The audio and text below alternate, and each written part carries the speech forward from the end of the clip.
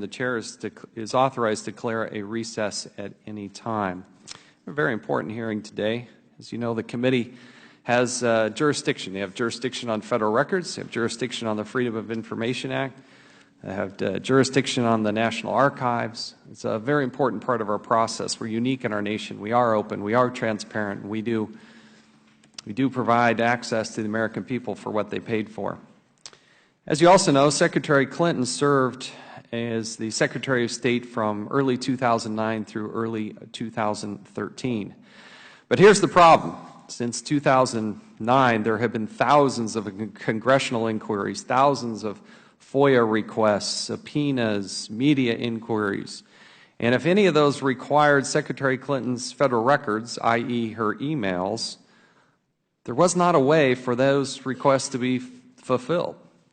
This has created a mess and a disaster for the people on the front line who have to deal with this. And we're thankful for the 4 people that serve the United States. They serve in the State Department. We appreciate them being on this panel and having to deal with this mess that Hillary Clinton conveniently created for the State Department on her way out the door. Remember, when she left in early of 2013, it wasn't until December 5th of 2014, closing in on 2 years later, that Secretary Clinton returned 55,000 pages in hard copy format to the State Department. Roughly 6 months later, this prompted Ambassador Kennedy to ask for the electronic copies of these records. But later, the FBI swooped in because they had been given by the Inspector General. The Inspector General had highlighted that there was classified information residing in a non-classified situation with people who did not have the proper security clearance. The Inspector General found this. They did what they were supposed to do. They contacted the FBI. The FBI swoops in, and they find thousands and thousands of additional emails, many of which were classified. Most were not. Most were unclassified. But they nevertheless found federal records, not just her emails, federal records. And it's important to note that the severity of this, because the classification ranges everything from confidential to secret, top secret. You even have special access programs that require a code word access. This information was found in there. I'm sure there'll be discussion about how few they were. But there is a reason in this nation why we go to such great lengths to classify this information and make sure that the adversaries do not have access to it. To address this nightmare, the State Department had allocated roughly in 2008 $12.6 million to fulfill the FOIA requests. That has now soared to $33 million that the State Department is having to use. Unfortunately, they're using millions of dollars in lawsuits. Now keep in mind what the State Department is doing.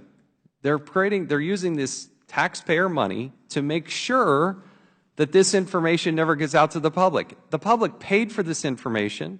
They have access to this information. And the federal government is suing to make sure that they don't get that. Now, fortunately, the State Department keeps losing these lawsuits.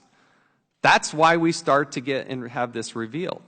Congressional inquiries sometimes are feckless because state and others, and it's not just the State Department, I want to be fair, but State Department is one of the worst from my vantage point in terms of providing documentation that we ask for in congressional inquiries. It's very frustrating. And now we're starting to realize why this information is so incomplete, because even the State Department themselves didn't have Hillary Clinton's federal records during the 4 years that she served, and here we are in 2016 still trying to untangle this mess, and these people have to deal with this. You have people like the Judicial Watch and the Associated Press and others. You shouldn't have to go to court and sue in order to get access to information that should be readily available. Under the Freedom of Information Act, you're supposed to have a response within 20 days. But look at the case of the Associated Press. The Associated Press, I believe it was 2010, just asked for a simple thing. Show us Hillary Clinton's calendars. Her calendars. They wait years for a response. They get a trickling of a little bit. They finally go to court. And even with the court, State Department is saying we can't produce these. Are you kidding me? Her calendars? I'd like to see the Hillary Clinton's calendars. You're telling me you can't produce those? What is going on? So we have a duty, we have an obligation. Hillary Clinton created this mess. Hillary Clinton set up this convenient arrangement with herself. Hillary Clinton picked this timeline. I know people are going to say, oh, it's the political season. I just got this information from the FBI.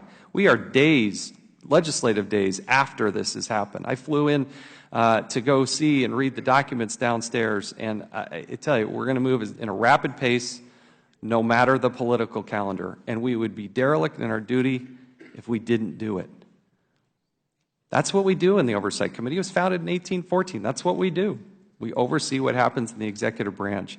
I do appreciate the 4 people that are here today. They have served this country and served it honorably. We appreciate their service to their country. They have been left a mess.